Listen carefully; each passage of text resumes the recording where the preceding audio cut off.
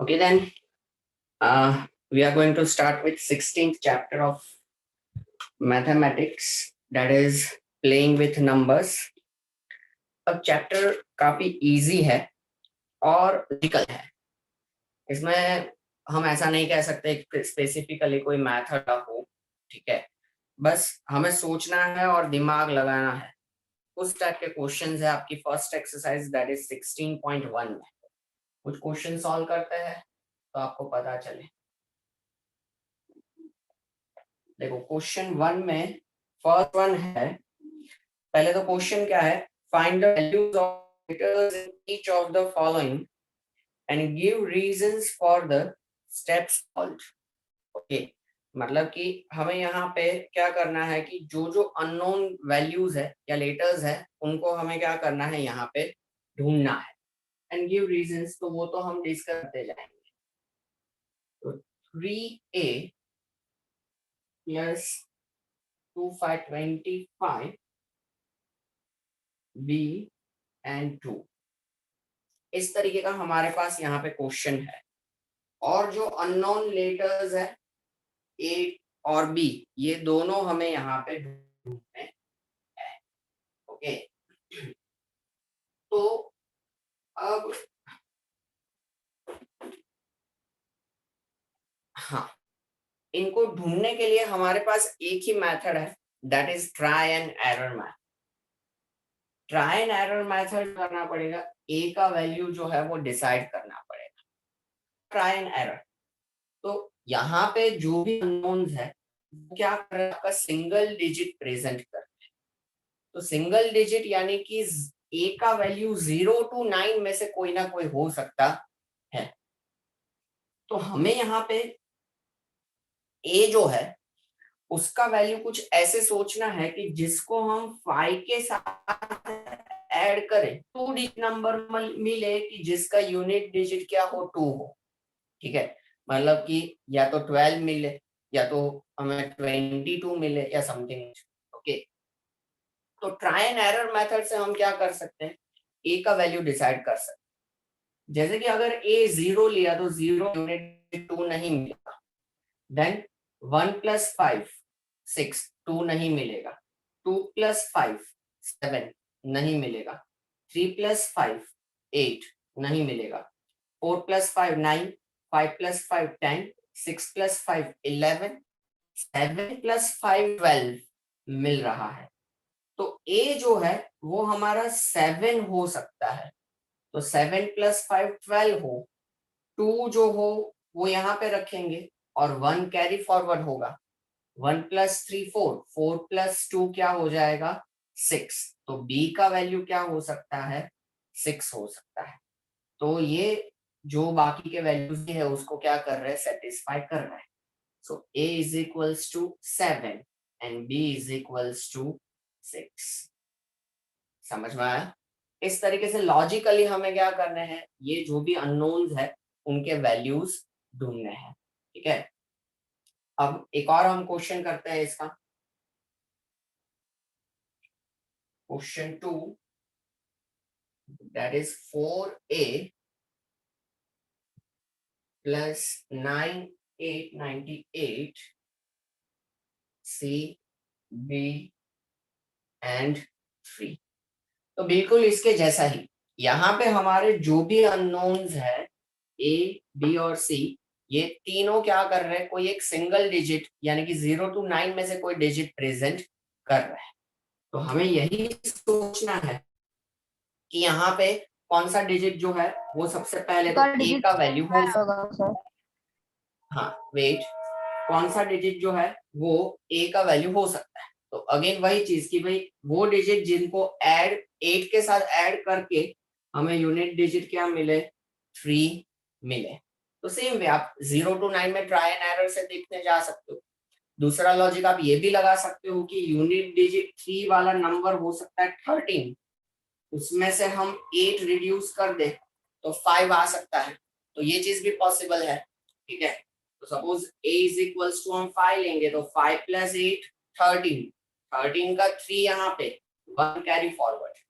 तो 4 + 1 5, 5 + 9 होगा 14, तो b इज इक्वल्स टू 4 और c इज इक्वल्स टू क्या हो जाएगा 1, 14 हम लिखेंगे, so we can have a equals to 5, b equals to 4 and c equals to 1।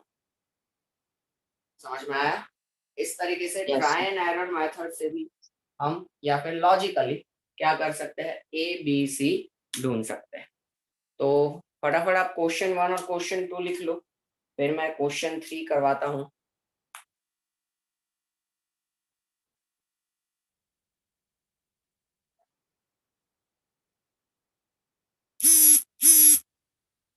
सब लिखे।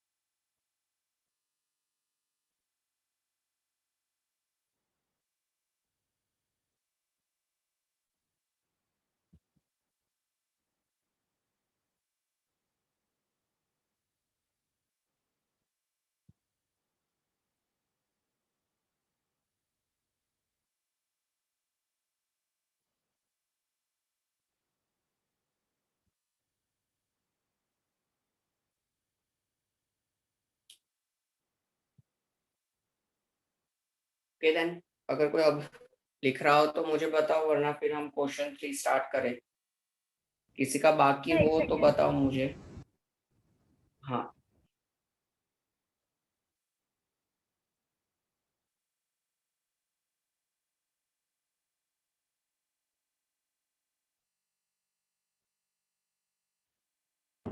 हाँ सर, हो गया। ओके। देन अब क्वेश्चन 3 अगर आप देखो तो क्वेश्चन 3 में मल्टीप्लिकेशन है, तो उसमें भी ट्राई एंड एरर से लॉजिक आएगा। मैं इरेज कर रहा हूँ। तो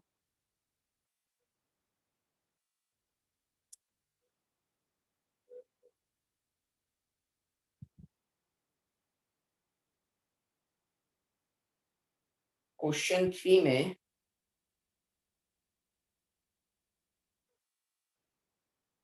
1a multiply by a then 9 और यहाँ पे a। ओके, तो अब यहाँ पे होगा तो again try and error method ही, कि हम अलग अलग वैल्यूज इसके सोचेंगे और उसी हिसाब से हम क्या कर सकते हैं, वैल्यूज डिसाइड कर सकते हैं। पर यहाँ पे हमें a का वैल्यू कुछ ऐसा सोचना है कि जिसको उसी के साथ मल्टीप्लाई करें तो यूनिट डिजिट वही मिले। ठीक है, जैसे कि एग्जांपल से समझे कि मैं अगर a इज इक्वल्स टू 0 लूं, तो यहाँ भी a इक्वल्स टू 0, 0 इंटू 0 मुझे 0 मिल सकता है, लेकिन वो फिर ये कंडीशन सेटिस्फाई नहीं करेगा, क्योंकि यहाँ 9 लिखा हुआ है, मतलब हमारा पूरा आंसर 0 नहीं आ रहा। ये तो क्या हो जाएगा 10 इंटू 0, तो अल्टीमेटली पूरा आंसर हमारा 0 आएगा, लेकिन यहाँ पे तो क्या है 9 है, मतलब a इज इक्वल्स टू 0 हमने जो सिलेक्ट किया है वो नहीं हो सकता। तो अगेन हमें अब ऐसा नंबर सोचना है कि जिसको जिसके साथ उसी के साथ मल्टीप्लाई करें तो यूनिट डिजिट में हमें वही नंबर मिले। तो जैसे कि हम 2 रखे तो 2 2 जा 4 ना चले, 3 रखे तो 3 3 जा 9 ना चले, सर 1 4 into 4 1। जा 6। हाँ, 1 रख सकते हैं, 1 1 जा 1। ठीक है, फिर 5 रख सकते हैं, 5 5 जा 25। ठीक है, तो चलो सपोज हमने 1 सोचा है तो 1 रख के देखते हैं, तो 1 1 जा 1 एंड यहाँ पे 1, फिर 1 1 जा यहाँ 1 आएगा लेकिन 9 नहीं आएगा, इसलिए ये अगेन नहीं हो सकता। तो 1 नहीं, फिर हमने जैसे 5 सोचा तो 5 5 25 होता है, तो वो करके देखे तो 5 यहाँ 5 25 का 5 यहाँ रहेगा, 2 कैरी फॉरवर्ड हो जाएगा, तो 5 1 5 प्लस 2 7 आ रहा है, 9 नहीं आ रहा है, इसलिए 5 भी नहीं चलेगा। अब 6 देखें तो 6 6 36, अगेन यूनिट डिजिट भी 6 आएगा, तो 6 लेके अब कर सकते थोड़ा हैं सा हम ब्लर हो try। गया। हाँ वेट हो जाएगा वो, तो 6 इंटू 6 तो इक्वल्स टू 36, तो 3 कैरी फॉरवर्ड, 6 1 6 प्लस 3 कितना होगा 9, तो ये पॉसिबल हो सकता है। So we can say that a is equals to कितना होगा 6 होगा। समझ आया? Again try Yes. And error method. एक ही मिनट।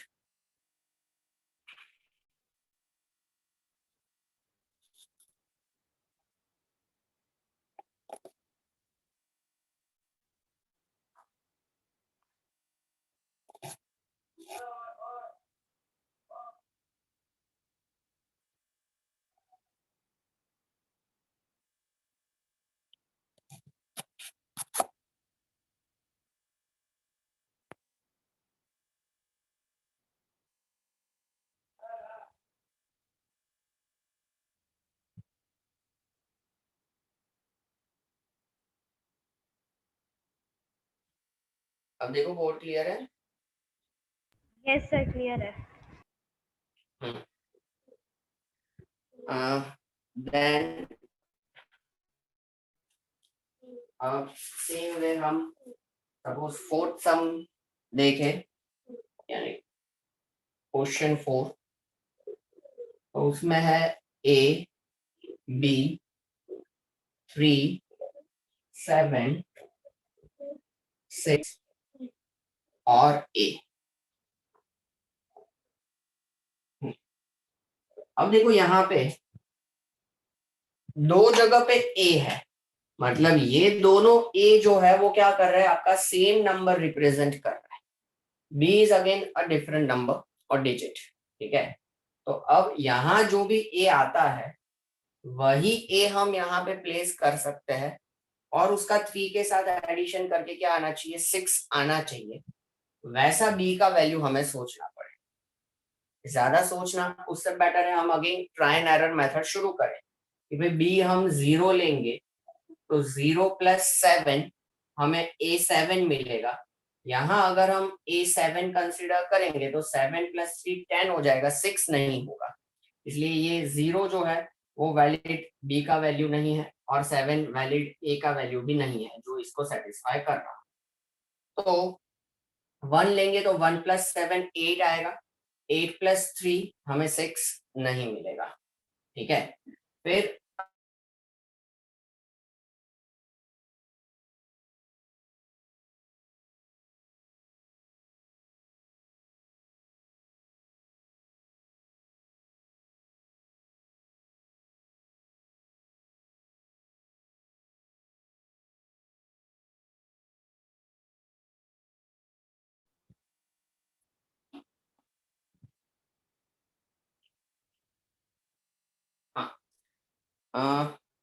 देन अगर हम यहाँ पे 2 लेंगे तो 2 प्लस 7 अगेन 9 नहीं चलेगा, 9 प्लस 3 यहाँ पे हमें 12 मिल रहा है। देन अगर हम यहाँ पे सपोज 3 ले तो 3 प्लस 7 क्या हो जाएगा, 3 प्लस 7 10, 10 का 0 इधर आएगा a की जगह पे, तो यहाँ a तो 0 हो जाएगा लेकिन 1 कैरी फॉरवर्ड हुआ होगा, तो 1 प्लस 3 4, 6 नहीं हो रहा है, तो ये भी ना चले। देन सपोज हम 4 लेते हैं तो 4 प्लस 7 क्या होगा 11 होगा, तो 11 का 1, तो ये भी 1 और 1 कैरी फॉरवर्ड होगा, तो 1 प्लस 1 2, 2 प्लस 3 5 ना चले।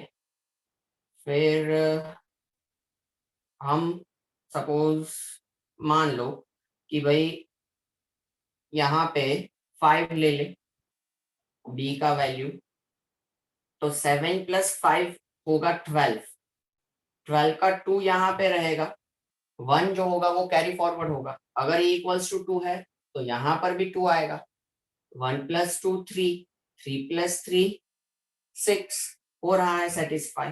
तो इसका मतलब b क्या होना चाहिए 5 और a क्या होना चाहिए 2। समझ में आया कैसे सॉल्व हो रहा है try and error method? Yes, sir. हाँ,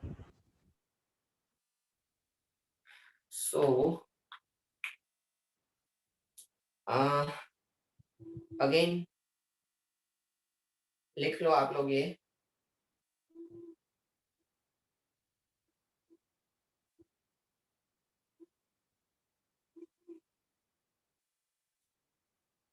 Sir, हो गया. हाँ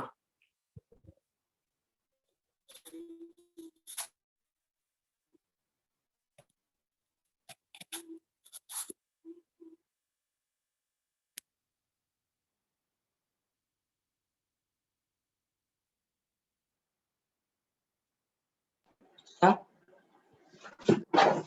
हाँ सर बोलो। सर हाँ बोलो। क्वेश्चन नंबर 4 में 2 ए थे तो दोनों ए की अलग अलग वैल्यू हो सकती है।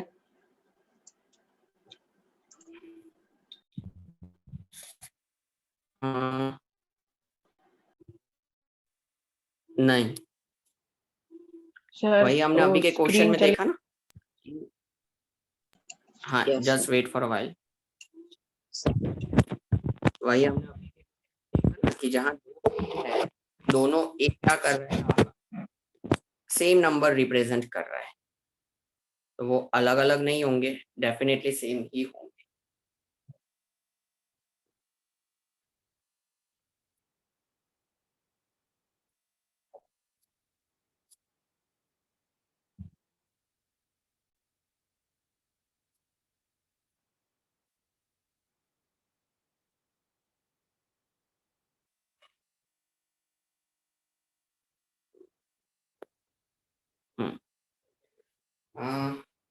डन, अभी कोई लिख रहा है ये? No sir. No, sir. हाँ देन फिफ्थ वन,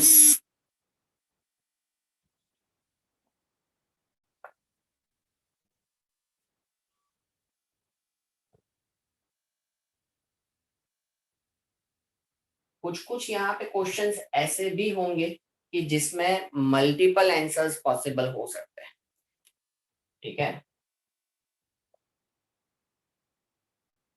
फिर अगेन मल्टीप्लिकेशन बेस्ड है, ए बी 3 और सी ए और यहाँ पे बी, ओके। तो अब देखो वापस हमें यहाँ पे ऐसा बी चाहिए कि जिसको 3 से मल्टीप्लाई करके यूनिट डिजिट में वो ही यानी कि बी ही मिले, ऐसा हमें बी सोचना होगा। पर यहाँ किससे मल्टीप्लाई करना है 3 से मल्टीप्लाई करना है। तो देखो 0 × 3 0 हो सकता है, एक ये चांसेस है या पॉसिबिलिटी है। तो हम सपोज बी 0 कंसिडर करें, तो यहाँ 0 × 3 0 हो जाएगा। अब वापस से यहाँ पे ऐसा नंबर अगर हमें चाहिए होगा कि 3 × a करे तो यहाँ पे वही नंबर आए, 0 तो ऑलरेडी ले लिया, वापस से a 0 तो नहीं ले सकते, तो 1 लेंगे। तो 3 अगर a 1 लिया तो यहाँ पर भी 1 आना चाहिए, जो कि पॉसिबल नहीं है। फिर 3 2 6 होता है, 3 3 9 होता है, इक्वल नहीं आ रहा है। 3 4 12, वहां पर भी इक्वल नहीं आ रहा है। 3 5 15, हाँ ये चीज पॉसिबल है कि a = हम 5 ले ले तो 3 5 15, 15 का 5 यहाँ लिखेंगे और 1 यहाँ लिखेंगे, तो हो गया सॉल्व। a = 5 है, b = 0 है और c = 1 है। समझ आया? Yes, sir. ओके, तो अगेन ये आप क्वेश्चन 5 लिख लो।